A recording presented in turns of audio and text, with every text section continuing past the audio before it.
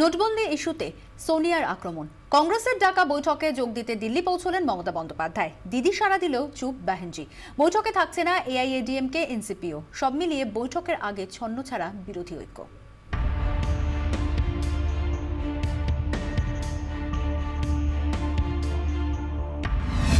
ফের প্রস্তুত মোদী বিরোধী অভিযানে। দিল্লি দাপাতে তৈরি দিদি, এবার সেকেন্ড ইনিংস।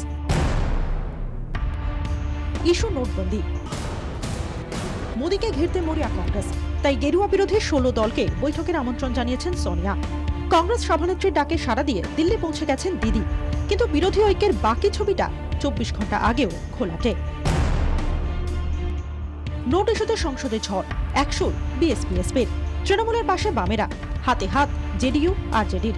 কিন্তু সংসদীয় রাজনীতিতে ঝড় তোলা যত সহজ, রাস্তায় নেমে পাশাপাশি আন্দোলন ততটা নয়।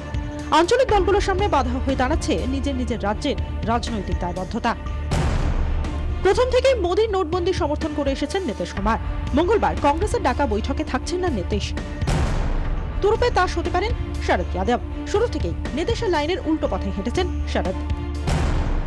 কংগ্রেসের বৈঠকে প্রতিনিধি পাঠাবেন লালু প্রসাদ যাদব।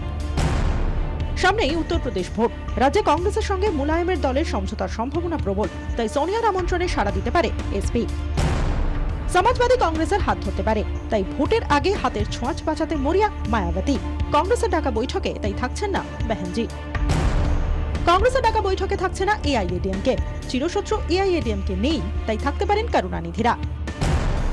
মঙ্গলবারের বৈঠকে থাকছে না কংগ্রেসের একসময়ের সঙ্গী এনসিপিও।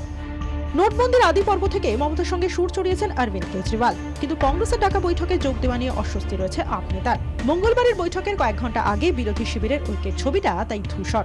দিল্লি উড়ে যাওয়ার আগে মমতা বন্দ্যোপাধ্যায়ের গলাতেও কিছুটা অনিশ্চয়তার সুর। মিটিং আছে, কংগ্রেস থেকে ওরা রিকোয়েস্ট করেছে একটা মিটিং করছে, দেখা যাক গিয়ে বলবো, গিয়ে দেখে নিয়ে বলবো। তবে হাতে এখনো কয়েক ঘন্টা, আর রাজনীতির পট পরিবর্তনে তা খুব কম নয়। প্রত্যেকটা রাজ্যের আলাদা আলাদা রাজনৈতিক চরিত্র রয়েছে, আর সেই রাজনৈতিক চরিত্রের জন্যই সেই রকম একতা নাও দেখা যেতে পারে। 24 ঘন্টার জন্য ক্যামেরায় পীয়ূষের সঙ্গে কমলিকা সেনগুপ্ত, দিল্লি।